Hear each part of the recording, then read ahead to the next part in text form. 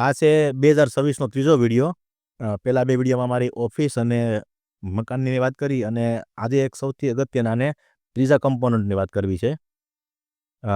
જેમ આપણે ખાવાનું ડીશમાં લઈએ, હોટલમાં જઈએ અને આપણે જે મેઇન કોર્સ મંગાવ્યો હોય એના ઉપર ગાર્નિશિંગ કરેલું હોય, એવી રીતે આ મકાન ને ઓફિસ ને બધું ઠીક છે, પણ એના ગાર્નિશિંગ માટે આજુબાજુ બહુ સરસ વાતાવરણ છે અને એક નાનો એવો બગીચો છે એમ કહી શકાય.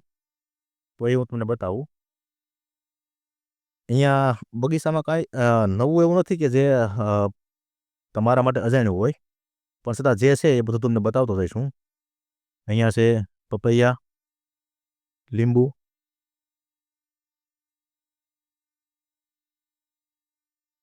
કેળા.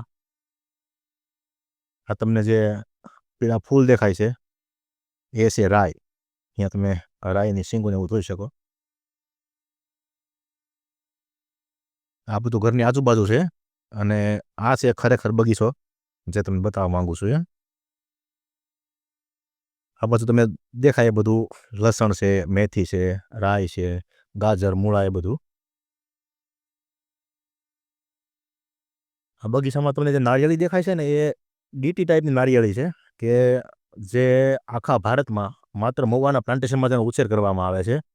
અને એ પણ એવી રીતે મળે છે કે વર્ષમાં માત્ર 15 દિવસ એના ફોર્મ ભરાય જાન્યુઆરી મહિનામાં, અને ત્યારબાદ એનું વિતરણ થાય છે. અને એક વ્યક્તિને 4થી વધુ રોપા મળી શકે નહીં. એટલે આ જે 4 રોપા દેખાય છે ને, એ ડીટી પ્રકારની નારિયેળીના છે. એ સિવાય અહીંયા ચીકુડી, આ છે આમળા, આ કદાચ સંતરા છે, હરિયા ચીકુડી, સરગવો છે, સીતાફળ, પપૈયા તો તમને ઠેર ઠેર જોવા મળશે. આ છે સફેદ જાંબુ, જેને કદાચ અંગ્રેજીમાં વોટર એપલ કે એવું કંઈક કહેવાય, સોરી, રોઝ એપલ એવું કહેવાય છે. આ એ જગ્યા છે જ્યાં નારિયેળના તોફા કાપીને પીવામાં આવે છે. અહીંયા બધી સુવિધાઓ કરેલી છે પીવા માટે. સ્ટ્રો છે. આ છે ડ્રેગન ફ્રૂટ અને અંજીર. ત્યારબાદ આ છે રામફળી, આ છે દાડમડી. એ સિવાય બગીચામાં આંબાની અમુક કલમો છે. ફરીથી તમને અહીંયા કેળ દેખાશે. આ છે સીડલેસ લીંબુ. જો કે અમે એનો ઉપયોગ નથી કરતા. અહીંયા તમને એલોવેરા છે, સામેની સાઈડ બીજોરાનું એક છોડ છે એ દેખાશે. અને બગીચાની ફરતી બોર્ડર તરીકે ચંપાના વૃક્ષો વાવેલા છે ફૂલ માટે. અને આ જે આંબાની કલમો છે ને, એ ખરેખર ખેતરમાં છે, કદાચ તમને દૂર દેખાય તો એવી 20 કલમો કરેલી છે. અને જગ્યા વધતા જે વધી એ અહીંયા રોપેલી છે. તો જો અહીંયા તમને જે થોડા ઊંચા વૃક્ષો દેખાય છે ને, આ જુવાર પછી, એ આંબાની કલમો છે. આ છે શેણા.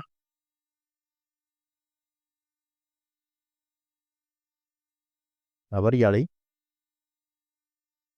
હવે આ જે ઝાડ છે ને, એ ફાલસાનું છે. બસ તમારા માટે નવું હોય, પણ અત્યારે ફાલસાના કોઈ ફળ આના પર છે નહીં.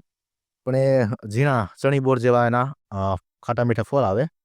આવશે ત્યારે ક્યારેક ફોટો પાડીને બતાવીશ. એ સિવાય બધું રેન્ડમ. તમે જે ચોમાસામાં લોકો વાસીટીના ફૂલની ભાજી કરે, આ વાસીટીનો વેલો છે. તો બસ ઘરની બાજુમાં એક આવો સરસ મજાનો બગીચો છે. અને જ્યારે સમય મળે કામમાંથી, ત્યારે અહીંયા આવવાનું થતું હોય છે. બેસીએ ક્યારેક, ક્યારેક આરામ કરીએ, ક્યારેક અહીંયા કામ કરીએ.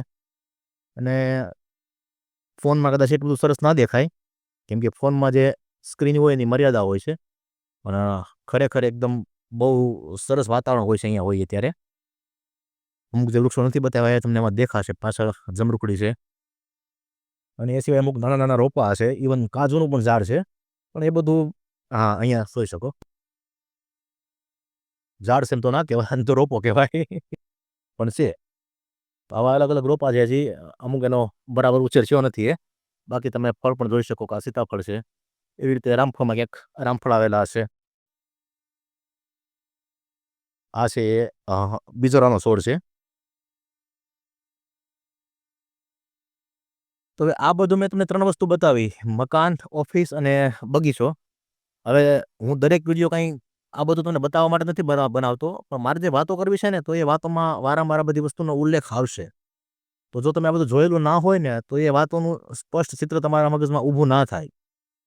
કેમ કે હું ઓફિસમાં બેસીને તમને વાત કરું કે કોઈ ઘટના આમ બની કે આ વાત છે, કે અથવા તો હું જે મુદ્દો રજૂ કરું એનું અનુસંધાનમાં કંઈક આ વાત આવતી હોય, તો તમારા મગજમાં એનું સ્પષ્ટ ચિત્ર ઊભું થાય કે નહીં, શેની વાત ચાલે છે એમ.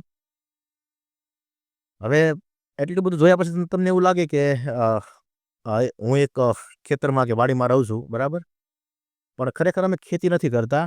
અને અમારી જિંદગીમાં મેં સૌથી સારો કોઈ નિર્ણય લીધો હોય ને, તો એ નિર્ણય એવો હતો કે પશુપાલનમાં ગાય ભેંસો કશું નથી રાખવું.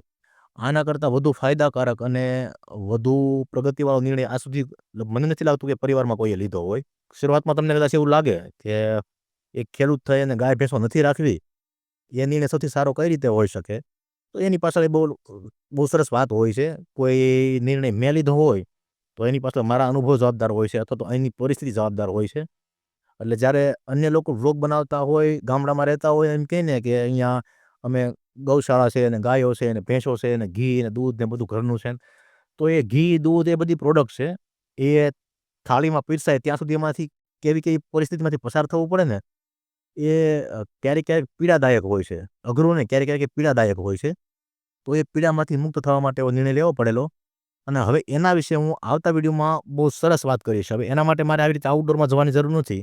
એ હું તમને ઓફિસમાં બેસીને બતાવીશ, મતલબ કે વાત કરીશ કે કેવા સંજોગોમાં એ નિર્ણય લેવો પડેલો અમારે.